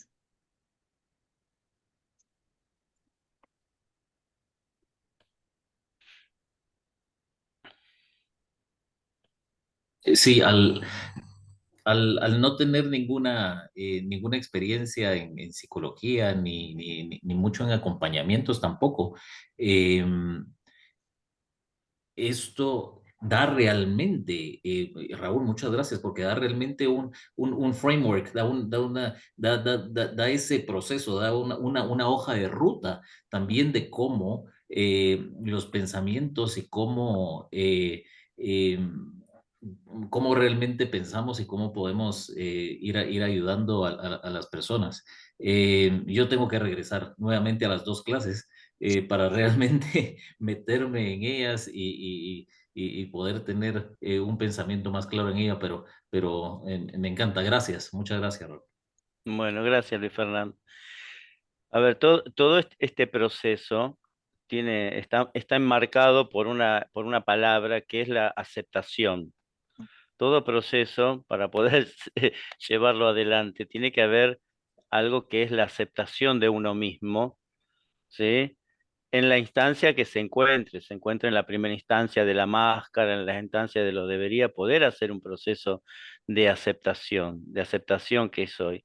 Y la aceptación es muy importante, porque una de las características de la aceptación tiene que ver con la ausencia de rechazo. La aceptación por definición es eso, ¿no? Y creo que una de las cosas que uno va generalmente cuando está en proceso es el rechazo a las cosas que va viendo por lo que le va generando decir, pero este soy yo, esto es lo que me pasa, esto es lo que me pasa con la vida, esto es lo que me pasa con las circunstancias.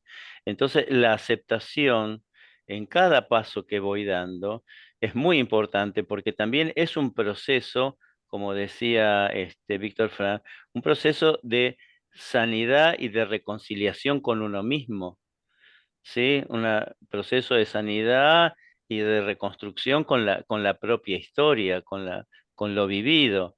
Y no solo la aceptación de uno mismo, sino la aceptación de todos los que han participado de mi historia y ser agradecidos, aunque hayan sido experiencias traumáticas.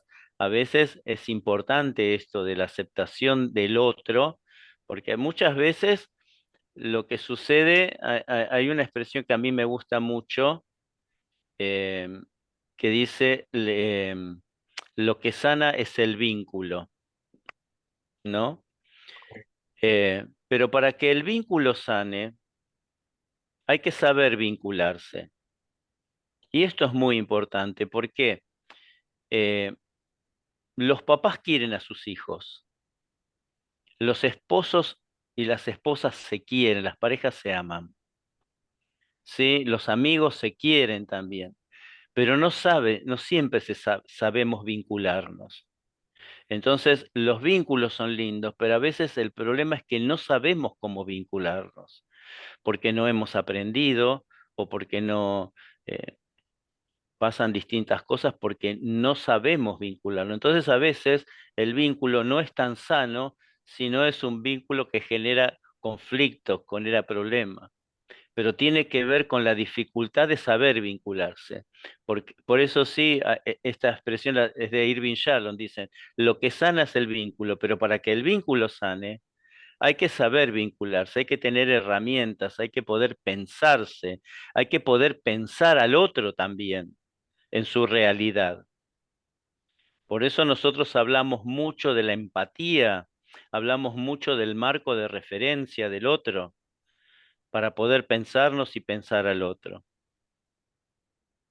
Bueno, hay muchas cosas para charlar, pero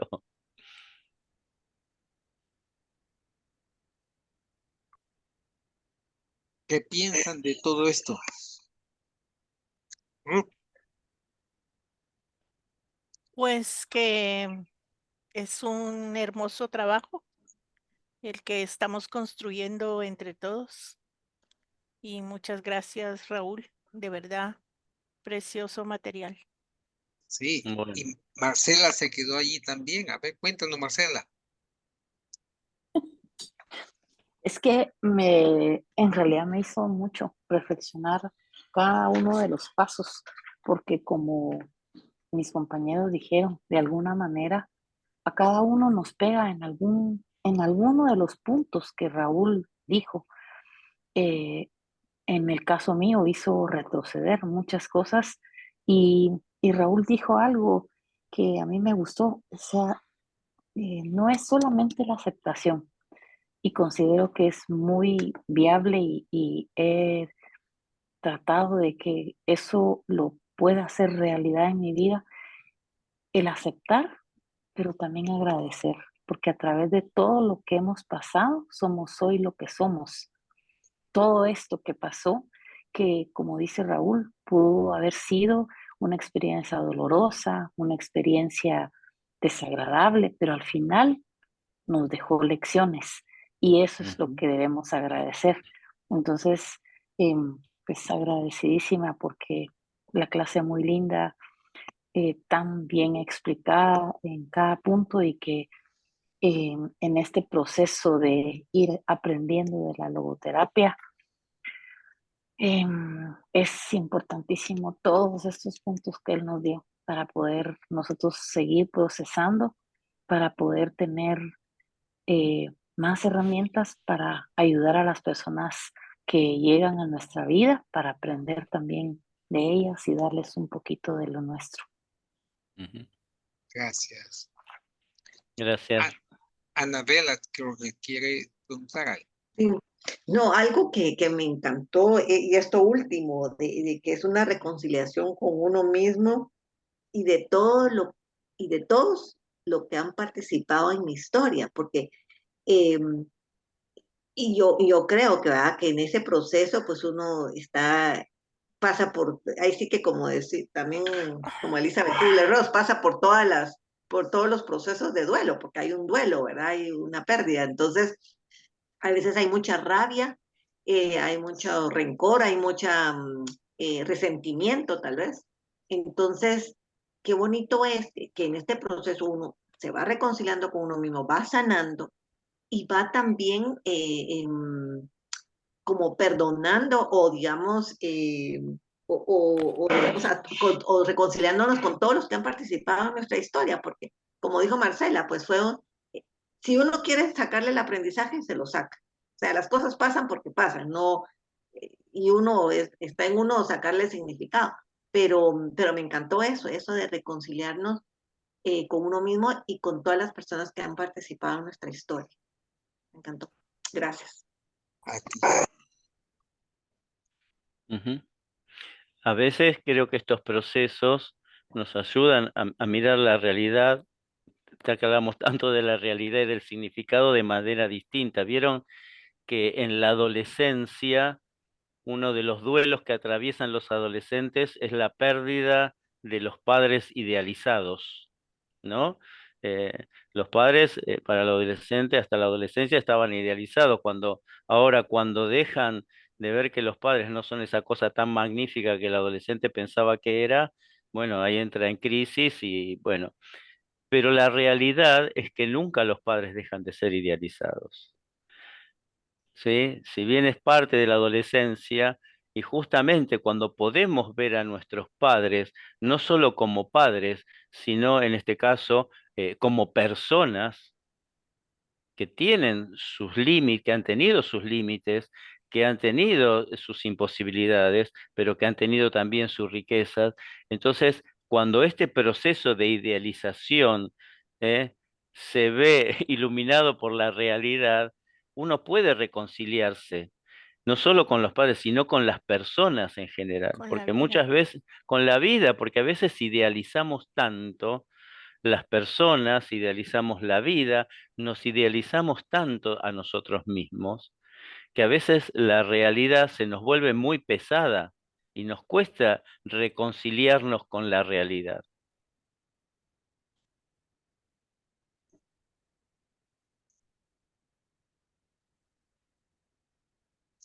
Mucho para reflexionar en esta semana y volver a Sí, tomar todo este tema y de tratar de leer de nuevo, porque todavía no se ha tocado ni tampoco las máscaras que cada uno trae constantemente, que traemos claro. constantemente y que cambiamos con cada situación. Y eso Ujú. también tiene una implicancia. ¿Y dónde está la autenticidad? y también es otro punto que se ve. Pero en este caminar que hoy Raúl nos viene a presentar, creo que también da pie como herramienta a que cuando nosotros estamos actuando con el acompañante en el duelo, en la terapia, en cualquier circunstancia, nos ayuda un poco a mirarnos diferente y a mirar a la otra persona diferente. Y esto es lo que decía Anabela, que a veces cuesta por el juicio que todos tenemos.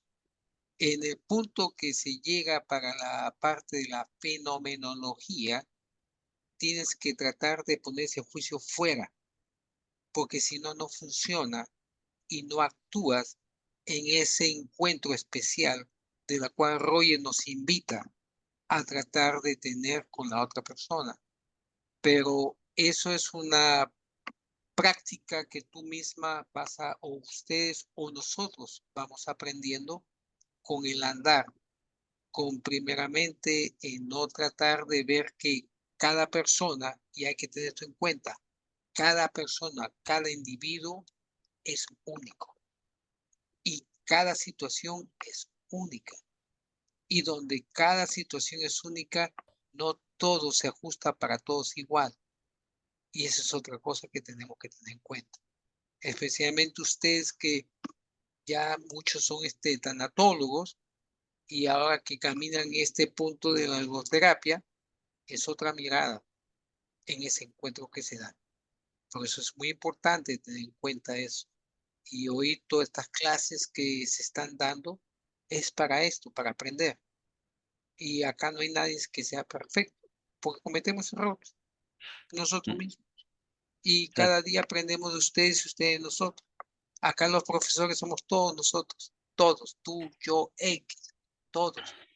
Y hoy es una experiencia muy importante que Raúl nos ha traído de 2 semanas y también nos trajo Mirna.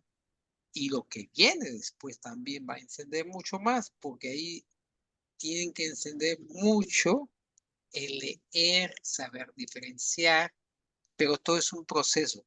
Nosotros aquí estamos tratando simplemente de darle las pautas para que ustedes comiencen a caminar cada día con diferentes herramientas y cada uno vaya aprendiendo de acorde a ajustes de su propia personalidad, de sus cosas, de cómo le va a ir dando. Sí, Marcela. Yo te quiero hacer una pregunta. A ver, el maestro Raúl, vamos a hacer. No, cuando terminemos Logoterapia 2, ¿va a haber otro A ver, curso? ¿por qué quieren hacer esa pregunta ahora? ¿Por qué quieres quemarnos a todos ahora? Cuenta. No, porque yo lo te que voy a pasa es que, responder. mira, Jaime, verdaderamente yo desde un inicio les compartí verdaderamente cuánta riqueza ha traído a mi vida la logoterapia y cuánto ha cambiado tantísimo mi manera de ver las cosas, mi manera de acercarme a las personas que buscan de mi ayuda. Y en realidad yo me he incluso metido a CEPEL para ver si hay una licenciatura en logoterapia, si hay algo más, porque verdaderamente sí me interesa seguir aprendiendo cada vez más de logoterapia. Me encanta verdaderamente. Por eso es la pregunta. Ok, yo te voy a responder de una forma muy sincera y honesta. Nosotros somos colaboradores con la Fundación de Elizabeth Kubler-Ross de Guatemala, de la cual agradezco eternamente tanto a Wendy como a todo el equipo que tiene de darnos la oportunidad de llegar a ustedes. En este trabajo siempre acordamos de que todo se ha canalizado a través de la Fundación Elizabeth Kubler-Ross. ¿Por qué? Porque primeramente es un equipo donde ellos están tratando de darles a ustedes lo mejor y es un acercamiento que tanto ellos como nosotros somos un equipo. En este momento es un equipo de la cual ustedes son los que se tienen que acercar con ellos ya sea con Wendy, con la fundación, de decir, quiero más, que tienen más. ¿Por qué? Porque hay bastantes proyectos, pero también hay otra cosa que implica, y le voy a decir a calzón quitado lo que es. Todos los profesores que nosotros tenemos en CEPEL, y no solamente CEPEL, sino desde el grupo de sentido de vida, desde aquí, de Atlanta, Georgia, de lo que es una movida de diferentes profesionales, de la cual se están preparando para ustedes específicamente en el tema que se da, para que sea un ajuste a lo que ustedes hoy necesitan, pero también a su vez tenemos muchas cosas más de la cual también la fundación saben ya, porque ya yo le he hecho llegar a ellos, Wendy la tiene y a todos ellos lo saben, de los proyectos que hay, y solamente estamos a la disposición de lo que ellos quieran que nosotros trabajemos con ustedes en el tiempo. Pero esto implica que ustedes también tienen que mover a incentivar en sus comunidades o en sus amistades o en su familia o donde quieran que estén para que otros vengan a sumar. Porque sinceramente, el que estén registrados 20, 25 personas aquí, para nosotros no es nada. Entonces, eso es una pérdida para nosotros. En 20,000 formas, porque cada profesor tiene que recibir pago. Entonces, de acuerdo a ello, nosotros podemos decir que no, ¿me entiende? Pero ustedes tienen que motivarse a motivar a otros. Por eso ustedes son la semilla de sembrar en sus comunidades a que otros sumen con la Fundación de Elizabeth Cruz Rosa aquí de Guatemala y se acerquen y digan, yo quiero también aprender. Pero ustedes son los que tienen que sembrar, ustedes son los que tienen que transmitir. Y ustedes son los que tienen en sus manos la capacidad y las herramientas para poder decir a otros, venga, que esto es bueno. Porque aquí la Fundación de Elizabeth Cruz lo que quiera a ustedes lo mejor, pero no funciona con un grupito, funcionamos con más. Y para funcionar con más, para tratar de subsanar gastos, necesitamos gente, necesitamos más personas que sumen. ¿Me entiende? Porque esa es la forma como se camina. En toda universidad, toda institución, no funciona ni nada de lo que hay por dentro solamente con 5, con 6, pero sí es el comienzo. Y ustedes son el comienzo. Y entonces por eso les pedimos siempre que inviten a otros, que hagan más publicidad a otros, que van jalando, porque la logoterapia es nuevo en Guatemala en este sentido. Hay muchos afuera que tienen instituciones, pero te aseguro que ninguno de la calidad de la cual nosotros estamos dando. ¿Y saben por qué? Porque ustedes son especial. Cada profesor tiene en su haber no tienen idea ustedes de la preparación que tienen y de la calidad de gente que están viniendo con ustedes. Catedráticos, personas que ustedes creen que Raúl enseña por primera vez con un grupito aquí todas las semanas. Y son mucha gente. Y atiende también igual a muchas otras personas. Acompañan a otras personas. Por eso le digo, es muy importante el que entre ustedes, se motiven e inviten. Porque de nada sirve que se lo guarden para ustedes y apliquen solamente con sus acompañantes si no invitan a una comunidad o en sus iglesias o donde esté, porque eso es lo que va a sumar. Y les he dicho de corazón, sé que está grabado y no me va a dejar mentir Wendy de todo esto, porque es así, ¿me entienden? Y ustedes están ayudando doblemente, porque están ayudando también en su misma comunidad de lo que están sembrando allá dentro de la Fundación de Elizabeth. ¿Respondo con esto? Sí, sí, Jaime, gracias. Ok, disculpa, pero es así. A ver, cuéntenos otro más antes que nos vayamos. Acá les estoy dejando la bibliografía, ¿sí? Para que ustedes la consulten. los distintos libros de donde he tomado algunos materiales. Ok.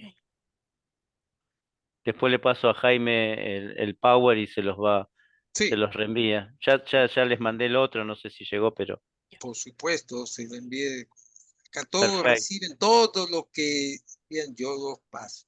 No hay Ya ningún mañana, problema. ya mañana mismo le estoy mandando esto. Así es.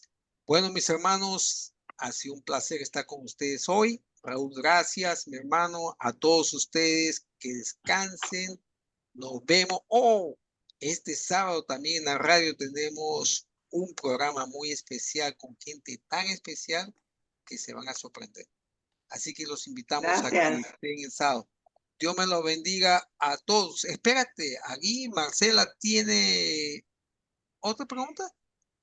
No, no es otra pregunta, es precisamente de lo que tú estás hablando, es invitar a los que están ahorita en línea y que no se han conectado los sábados. Es una Ah, belleza de programa. Yo fabuloso. ya tengo varios sábados que he tenido la bendición de poderlos escuchar. Incluso le di el link ya a mi hermana y a otras amigas para que puedan escuchar, porque de verdad, si algunos compañeros no se han conectado los sábados, se están perdiendo una tremenda semilla que hay. Eso es lo que quería decir, Jaime. Gracias. Muy Sí, buenos, muy buenos. sí, yo sé que Anabela está también todos los sábados, yo la veo allí y todo lo demás. El caso es que allí hablamos casi un 99% de lo que es de logoterapia. Y todos los invitados son de 1A. Tenemos doctora psicóloga, psiquiatra, tenemos también educadores, tenemos tanatólogos, tanto Wendy como Estuardo también ha estado allí con nosotros, tanto Pepe Valencia, tanto Ken Rose también ha estado con nosotros, tanto el nieto de Víctor Frank, Harry Murray, que también ya viene de nuevo, y otros más, de la cual se trata de lo mejor. Y todo este trabajo que los sábados estamos llegando, hasta Raúl ha estado acompañándonos también hace un par de semanas, 3 semanas atrás, es en favor de una comunidad de a pie, una comunidad que no tiene económicamente o tiene o quiere aprender y donde simple y llanamente lo que llevamos es salud mental, para que cada uno adquiera una herramienta ese día o cada uno pueda sentarse a... Yo recibo email de toda parte del mundo y nos dicen cómo puedo hacer esto, cómo esto y lo otro. Por ejemplo, hoy entré unos minutos tarde porque vengo de otro congreso que estoy representando a CEPEL al sentido de vida desde Texas y donde es a través de la Casa Víctor Frank de Norteamérica, donde represento yo y soy miembro también de allí. Y estamos con una comunidad de doctores, compañeros, amigos, para llevar solamente lo que es salud mental. Y todo eso con mucho amor se lo damos a todos ustedes. Otra de las cositas que también la Fundación Elizabeth Kubler-Ross les estaba regalando a ustedes, porque Cepela Plantas dice presente a ustedes a través de esto. Así que no desaprovechen. ¿Ok? Gracias por lo que dicen y bendiciones. Nos vemos el sábado o la próxima semana. Que Gracias, Raúl. descansen.